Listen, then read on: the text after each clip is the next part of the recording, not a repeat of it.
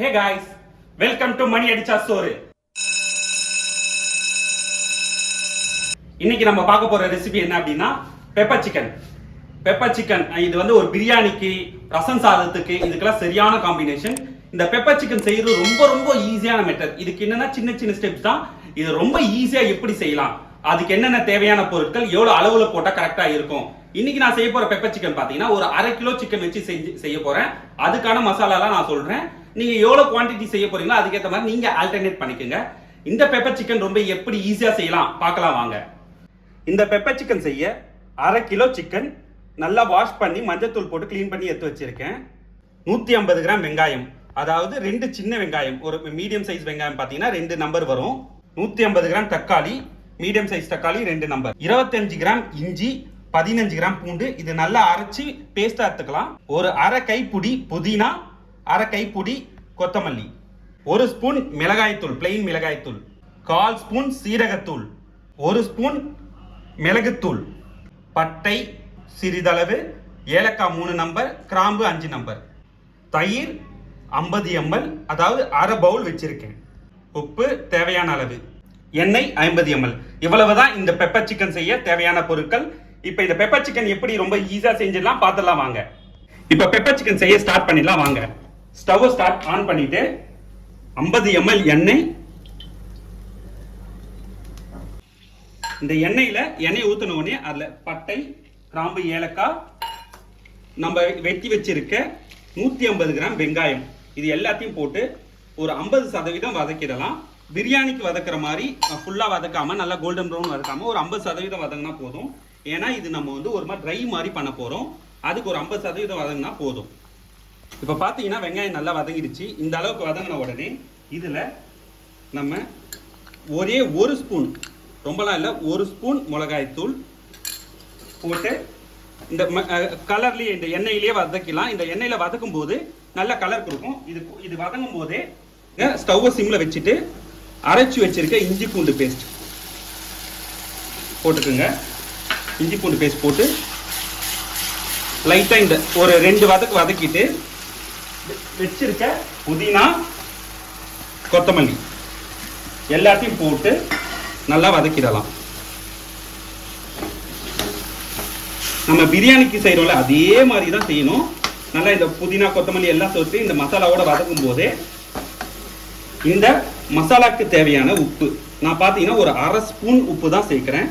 வேணும்னா சேர்த்துக்கலாம். இந்த 1/2 ஸ்பூன் உப்பே கரெக்டா இருக்கும். வேணும்னா நீங்க கடைசியா பார்த்துக்கிட்டு உப்பு சேர்த்துக்குங்க மசாலால. இப்போ மசாலா பார்த்தீங்கன்னா ஒண்ணுமே இல்லை, ஒரு 45 செகண்ட்ஸ் தான் வதக்கியிருப்பேன். உடனே நம்ம தக்காளியை போட்டுக்கலாம். தக்காளியை போட்டு நல்லா வதக்கிடலாம்.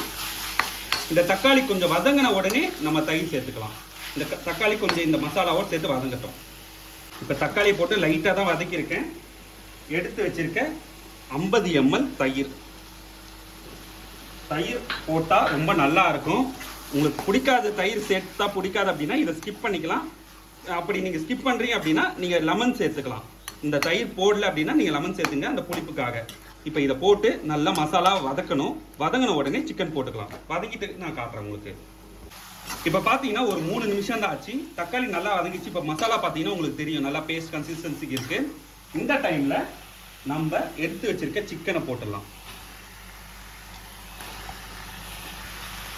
இந்த சிக்கனை போட்டு நல்லா கலரிட்டு ஸ்டவ்வை சிம்மில் வச்சுட்டு ஒரு தட்டை போட்டு மூடி வச்சிடலாம்.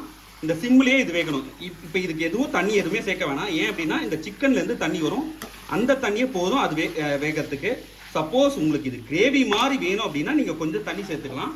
எனக்கு ட்ரையாக தான் வேணும். ஸோ அதனால் நான் எந்த தண்ணி சேர்த்துக்க போடல.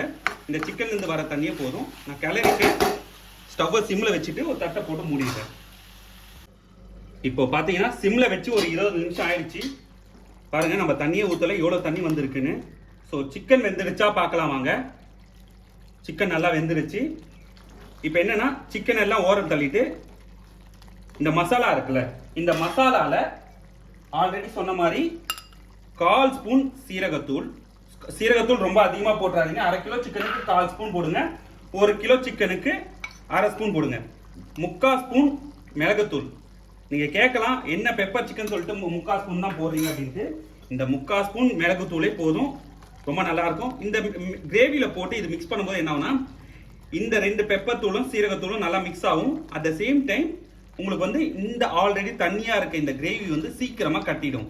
இப்போ பார்த்தீங்கன்னா தெரியும் உங்களுக்கு, இந்த பெப்பரும் சீரகம் போட்ட உடனே கிரேவி திக் ஆகுது. இதை நல்லா வதக்கிடலாம். இது இப்போ நல்லா மிக்ஸ் ஆயிடுச்சு.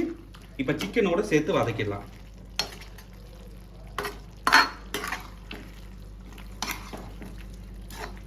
உங்களுக்கு இப்போ பார்த்தீங்கன்னாலே தெரியும் கலர் நல்லா மாறுது.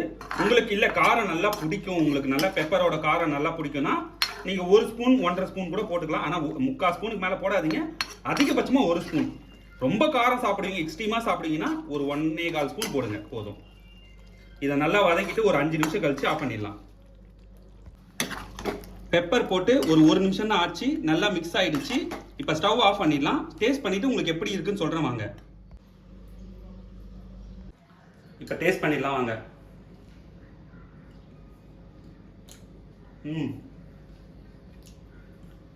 நல்லா சாஃப்டா செம்ம டேஸ்டா இருக்கு. அந்த காரம், அந்த பெப்பரோட காரம் நல்லா தொண்டைக்கு உரைக்குது. இது பிரியாணி கூட, ரசம் சாதத்து கூட, இல்லை பருப்பு தால் கூட வச்சு சாப்பிட்டீங்கன்னா செம்மையா இருக்கும். என்னோட ஸ்டைலில் பெப்பர் சிக்கன் ரெடி ஆயிடுச்சு. இந்த ரெசிபியில் உங்களுக்கு என்ன டவுட்ஸ் இருந்துச்சுன்னா மறக்காம என்னோட கமெண்ட் செக்ஷனில் சொல்லுங்க. உங்களுக்கான டவுட்ஸை கிளியர் பண்றேன். அடுத்த வீடியோவில் கண்டிப்பா அதை பத்தி உங்களுக்கு சொல்றேன். இல்லை எனக்கு கமெண்ட் செக்ஷன்லேயே என்னால் கிளியர் பண்ண முடியும்னா கண்டிப்பா பண்றேன்.